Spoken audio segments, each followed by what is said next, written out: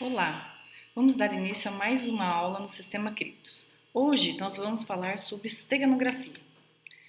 Vamos ver os conceitos básicos, um histórico, algumas formas de utilização da esteganografia. O que é esteganografia? Esteganografia vem do grego steganos, coberto, mais grafos, grafia. Então, é uma comunicação secreta por meio da ocultação de mensagens. O que se diz é, o impulso para descobrir segredos está profundamente enraizado na natureza humana. Mesmo a mente menos curiosa é estimulada pela perspectiva de compartilhar o conhecimento oculto aos outros. Então, a ideia de ocultar, de esconder, de não saber o que está lá é algo que nos deixa excitados, nos deixa profundamente estimulados a tentar descobrir. E a esteganografia, então, é a ideia de ter essa escrita oculta, de ter algo guardado. Então, trata-se do estudo de técnicas que permitem esconder informações dentro de outros arquivos, sejam eles imagens, músicas, vídeos e textos. A ideia da esteganografia, os princípios de esteganografia, eles vêm dos primeiros registros lá de Heródoto, pai da história, que conta que um homem de nome Harpagos matou uma lebre e escondeu uma mensagem em suas entranhas.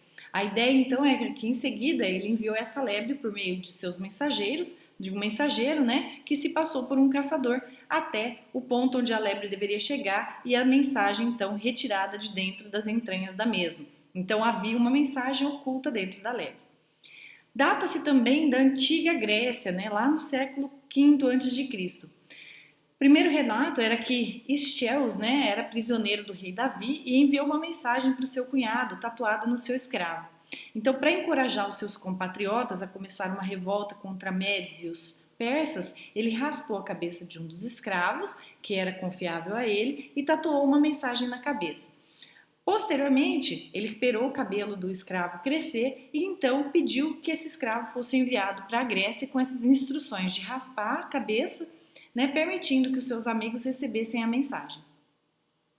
Então, Demeratos notificou Esparta que os xerxes iriam invadir a Grécia, e escreveu uma mensagem numa mesa e a cobriu com cera. Então, ele também passou Demeratos uma informação oculta por meio de uma mesa que teve a mensagem coberta pela cera.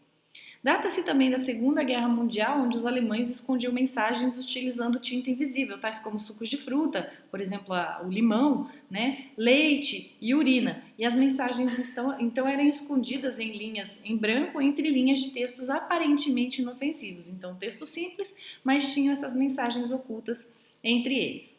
Na Renascença, Giovanni Porta, um dos maiores criptoanalistas do seu tempo, aperfeiçoou a técnica da lebre, a primeira técnica de ocultação. Então, a partir da alimentação de um cachorro com mensagens, e enviar essa mensagem. O receptor, ao receber o cachorro, mataria e recuperaria a mensagem que tinha sido dada para o cachorro como alimento. Qual a diferença básica que a gente tem entre esteganografia e criptografia? A esteganografia ela esconde o conteúdo da mensagem. Normalmente é conhecida a existência da mensagem. Então eu sei na criptografia que eu tenho uma mensagem, ela está oculta, Eu tento esconder ou deixar ela de um formato diferente que não permita que quem receba ou qualquer um que receba essa informação possa saber o que é. No caso da esteganografia, eu não sei da existência da mensagem. É algo que eu não tenho ideia que essa mensagem existe. Então, existe uma mensagem aparentemente inofensiva e existe uma mensagem oculta que a gente nem saberia que ela existe. Então, a esteganografia ela acaba proporcionando uma segurança adicional, se a gente combiná-la com a criptografia, se eu combinar a criptografia com a esteganografia. Então, enquanto a criptografia está pautada na codificação de uma determinada mensagem, a fim de que ela não seja compreendida, a esteganografia tem por objetivo evitar que as pessoas sequer descubram ou tenham ideia de que exista uma mensagem sendo trafegada aí na rede. Então, a criptografia demonstra a sua existência e ao mesmo tempo em que não oferece o conteúdo presente na mensagem. Já a esteganografia, ela apresenta o seu conteúdo, mas evita demonstrar a sua existência. Então, é claro que se uma pessoa pegar uma foto, por exemplo, e desconfiar que existe um texto por trás da foto, ela consegue ver esse texto de forma plana, caso ele não esteja criptografado. Então, caso a mensagem seja encontrada na esteganografia, a mesma pode ser definida como insegura, porque uma vez que não existe nenhum tipo de proteção para essa mensagem, o conteúdo pode ser facilmente descoberto. Por isso, o uso da esteganografia e da criptografia está sendo realizado de forma conjunta, visto que é possível, então, omitir a existência de uma mensagem e a codificação de um conteúdo, dificultando ainda mais a descoberta dessa mensagem especificamente.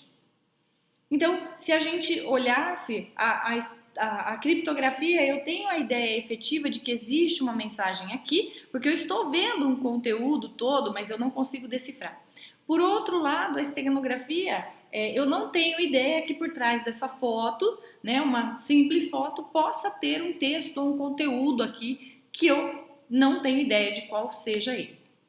Então, os fundamentos da criptografia, ela vem ganhando popularidade, né, na indústria, porque eu tenho elementos ali que não estão claros, né, para mim, mas estão ocultos numa foto ou num elemento. Por exemplo, uma marca d'água. Então, autores de imagens, de músicas e de softwares podem esconder uma marca registrada em seu produto, né? Então, uma marca diferente. Por exemplo, tem impressoras da IBM, da HP, onde quando ela imprime uma página, né, de qualquer documento que você peça para ela imprimir, como marca d'água, ela imprime algumas informações em amarelo bem clarinho no final da página, no rodapé, que a gente não consegue nem perceber. Mas ali é uma mensagem oculta para ter a certeza de que aquela página foi impressa por uma impressora, por exemplo, da IBM ou da HP. Impressão digital, né? Então, esconder o número de série de um conjunto de características que diferenciam um objeto do seu similar. Então, eu posso ter uma informação ali oculta, como um número de série, para definir qual é aquele elemento e ele não vai estar visível para mim.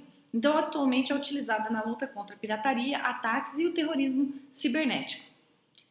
Formas de obtenção, então, marcação de caracteres, tinta invisível, pequenos furos no papel. Então, a criptografia moderna pode fazer uso de bits não significativos ou de áreas não utilizadas para conseguir guardar informações que sejam aí extremamente, que sejam confidenciais ou que eu não queira que a pessoa perceba que elas existem. Uma das técnicas de esteganografia é a técnica de Cardano-Grills, né, que foi uma das técnicas utilizada no livro Código da Vinci, né, do escritor Dan Brown, para desenvedar códigos e cifras diante de grande parte do livro. Então, a técnica de Cardano, ela faz o quê? Para cifrar uma mensagem, coloca-se uma grelha num pedaço de papel em branco e escreve-se a mensagem pelos buracos da grelha. Quando você preenche o resto do papel com textos que não tem nada a ver com a mensagem.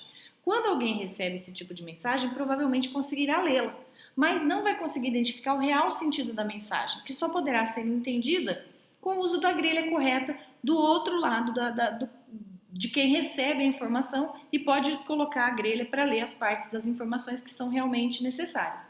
Então, esse aqui é um exemplo, né, onde essa parte marrom seria a grelha e você coloca e começa a escrever o texto, né, nessa parte onde não teria os espaços, você preenche posteriormente com outras informações, né, e você então consegue ter a mensagem cifrada e entender a mensagem se você recolocar essa grelha quando da mensagem toda completa e passada para o receptor dessa mensagem, né? Outro exemplo, né, é escrever uma mensagem com suco de limão e esperar secar e depois aquecer o papel. Então você pode escrever e você vai ter a impressão de que não tem nada. Quando você aquece o papel, você então tem a informação sendo repassada para você, né? Na atualidade, um dos exemplos bem práticos é o uso da técnica de esconder informações em outros arquivos, né, que pode ser utilizada para inserir mecanismos de verificação de direitos autorais em CDs, DVDs e outros. Então, esses mecanismos são stream covers, então não se pode identificar os tamanhos dos dados escondidos, nem onde esses começam ou terminam no objeto de cobertura.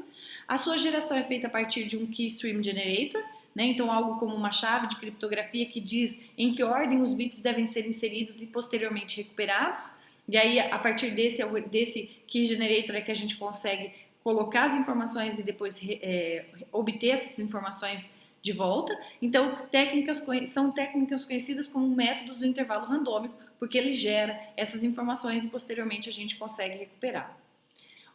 Outro tipo é o Random Access Covers, né, que permite ao emissor da mensagem colocar os dados em qualquer ordem no objeto de cobertura e também saber onde é o início e onde é o fim da mensagem escondida. Frequentemente, os bits de cobertura são os menos significativos do objeto, então os less bits são os bits que a gente efetivamente tem. Outro exemplo é, por exemplo, em células, né, de dinheiro, onde a gente tem marcas d'água que, vista contra a luz, né, por exemplo, nessa parte da nota de 10, a gente consegue ver a bandeira nacional, ou então outras microimpressões, etc., que a gente tem aí na moeda, na nota, por exemplo, de R$100, a marca d'água, onde a gente vê o rosto, né, uma imagem latente que a gente teria aqui dentro, né? A marca tátil onde a gente consegue sentir a numeração. Então existe uma série de elementos aí que a gente permite colocar essas informações que estão ocultas, né? Que a pessoa não sabe, justamente para ela, para que quem sabe consiga receber essas informações. Então, por exemplo, elementos fluorescentes, na frente, no verso da nota é possível ver imagens e fibras quando iluminadas com luz ultravioleta. Microimpressões, então com a ajuda de uma lente de aumento é possível ver em partes da frente da nota as legendas R$50 e em alguns lugares no verso os números 50. Números escondidos, né, esse no caso da nota de 50. Coloque a nota deitada na altura dos olhos, né, sob a luz, e você verá o número 50 na frente no verso da cédula. Então, esses elementos são ocultos, né, e fazem parte do que a gente chama de esteganografia. A esteganografia ela pode também ser utilizada em textos, imagens, áudios e mais recentemente em pacotes TCP/IP. Então, por exemplo, essa imagem aqui da esquerda ela é exatamente igual a essa imagem da direita, não existe diferença, né? Mas essa imagem da esquerda ela possui 8K e não contém dados escondidos, enquanto que a imagem da direita possui 13K e contém 5K de textos escondidos. Hoje, quando a gente fala em imagens, as imagens podem ter tamanhos enormes, justamente pela qualidade que elas apresentam. E aí fica muito mais fácil a gente poder ocultar dados ali e não perceber que a imagem, o tamanho do arquivo, indica, né, que eu tenho algum elemento oculto ali por trás desse arquivo. Então, as técnicas utilizadas para que a gente consiga fazer esse tipo de inserção de elementos dentro, por exemplo, de uma imagem, de um vídeo, de um áudio, é o deslocamento de linhas verticalmente, o deslocamento de palavras em textos justificados, o deslocamento de caracteres de fim de linha, adicionar, por exemplo, pontuação como vírgulas e proposições. Então, a frase original seria pão, vírgula, manteiga e leite. A gente adiciona, né, altera a frase para ter uma vírgula aqui, ou então com manteiga e leite, e aí a partir disso a gente não tem diferenças significativas e a gente consegue fazer a inserção. Outro exemplo de esteganografia em texto, né? Por exemplo, o senhor Evandro quer usar este salão temporariamente. Relembre o fato ocorrido. Isto poderia estragar relíquias, florais e imagens talhadas. Obrigado. Quando, na verdade, o receptor sabe que a forma com que ele vai ler esse texto é simplesmente ler as iniciais. Então, o que teria oculto neste texto é o sequestro foi perfeito, né? Então, por aí dá para se perceber que mensagens que às vezes parecem simples mensagens puras e que não têm grandes importâncias, não são mensagens tão ingênuas assim. As impressoras modernas, como eu comentei, né, utilizam a esteganografia, então a HP, a Xerox, né, essas impressoras adicionam minúsculos pontos amarelos em cada página. Os pontos são pouco visíveis e contêm códigos, né, são codificados números de série, bem como data e hora da impressão, o que faz com que você consiga saber em qual impressora efetivamente foi impresso aquela página. Então, cuidado, porque você pode mandar uma página de ameaça para alguém, etc., e ela pode dizer, né, delatar você para as autoridades. Técnicas e imagens, né? Então, no bit menos significativo. Suponhamos a letra A, ela pode ser escondida, né? Então, se eu tenho a letra A em bits, ela pode ser escondida em 3 pixels, né? Então, uma imagem, por exemplo, de 24 bits, os pixels originais seriam esses daqui, né? E eu simplesmente poderia trocar e inserir a letra A, né? Ó, 1, 0, 0, 0, 0, 0, 1, 1, né? Então, os bits menos significativos seriam utilizados aí para esconder o caractere A numa imagem e isso não danificaria a minha imagem. Por exemplo, a imagem da direita contém um texto completo de 5 peças de Shakespeare incorporado, né? Então 700k só de texto. Então eu tenho a figura mais Hamlet, Macbeth, Júlio César, Merchant of Venice e King Lear, né? Então se vocês pegarem esse exemplo do Tannenbaum, se vocês entrarem no site, né, do livro do Tannenbaum, vocês conseguem baixar esse exemplo e verificar, né, que existe efetivamente os textos na imagem, né?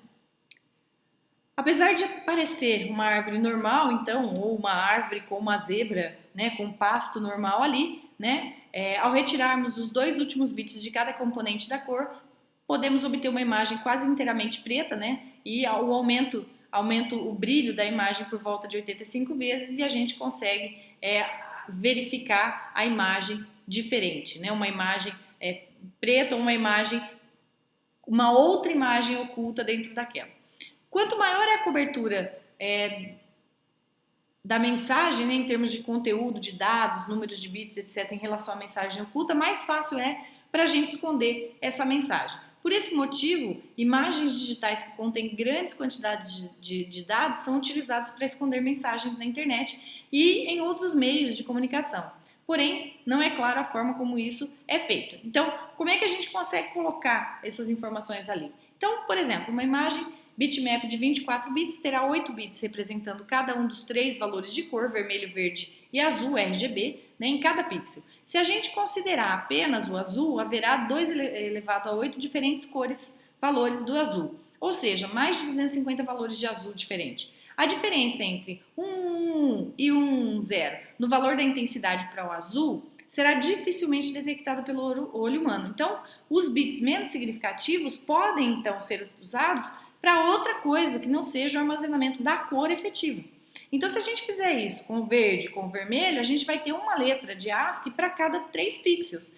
E isso é muito legal. Então, a gente chega exatamente naquela figura. Então, a representação de 3 pixels de uma figura, a gente tem os pixels, né, na cor verde, vermelho e azul. E a representação, por exemplo, agora do caractere M em ASCII. Então, da mesma forma que a gente fez com o caractere A gente pode fazer o caractere M e a gente não tem problema nenhum em adicioná-lo aí e aparentemente a imagem será a mesma. Quando a gente utiliza esse método, a imagem sofre mínimas alterações que dificilmente vão ser notadas. Então, cada byte do texto necessita de 8 bytes de imagem. Antes de ser criptografado, o texto então pode ser comprimido e a gente pode utilizar o algoritmo de Huffman, que consiste em representar com um número menor de bits os caracteres que aparecem com maior frequência no texto. Então, usando técnicas, a gente consegue guardar ainda mais informações e com menos bits aí. Então, com isso, a gente pode fazer uma compressão muito eficiente, já que ela é adaptável a qualquer texto.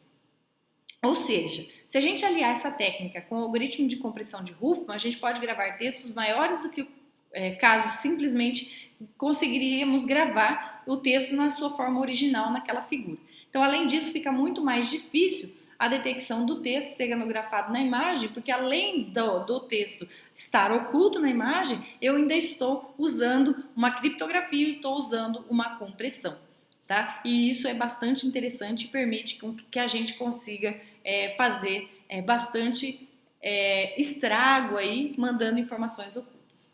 Alguns outros sistemas assumem que tanto o remetente quanto o destinatário compartilham uma chave secreta e usam um gerador de chaves criptográficas. Essa chave, então, é utilizada para a seleção de pixels ou amostras de som em que os bits do texto cifrado vão ser colocados. Então, eu ainda agrego mais um fator.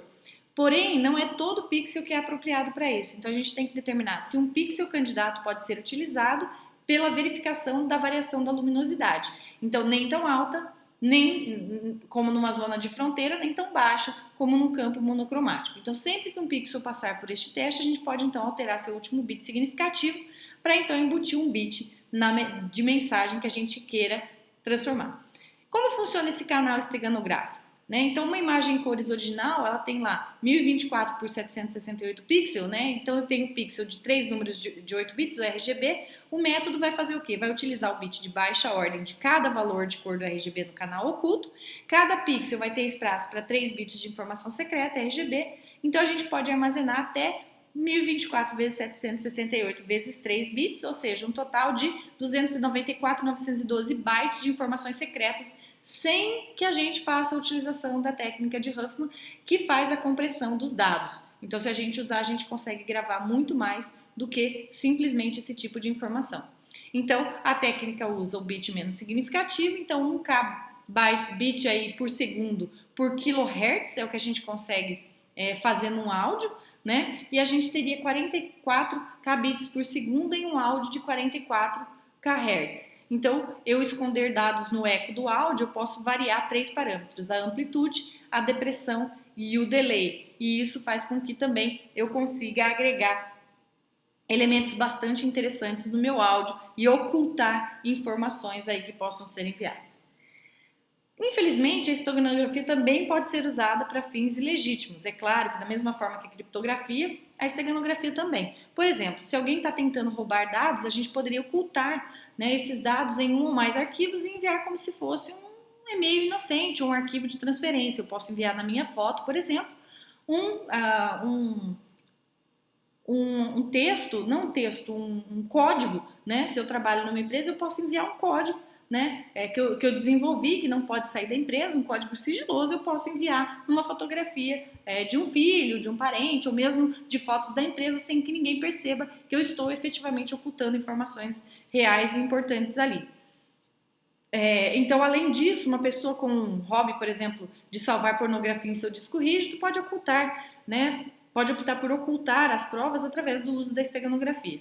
Além disso, como já foi dito, né, há a preocupação de seu uso para fins terroristas, já que pode ser utilizado aí como meio de comunicação encoberta, né? Então dá para a gente fazer o terrorismo com ele, porque são fotos, são elementos que aparentemente não tem nada, né, que denuncie, que fale contra. Então a gente pode citar alguns exemplos de esteganografia aplicada nas comunicações eletrônicas, tais como a codificação dentro de uma camada de transporte, ou no arquivo MP3, ou num protocolo como o UDP, e eu posso fazer uso desses elementos aí para, então, ocultar dados efetivamente. Bom, vimos aí o conteúdo de esteganografia. Deixo alguns exercícios para que vocês resolvam. Acho bastante interessante vocês darem uma olhada mais especificamente nas técnicas de Huffman e também nos exercícios ou naquele material do livro do Kurose, onde ele passa como proceder efetivamente à esteganografia. Espero que tenham gostado. Até a próxima!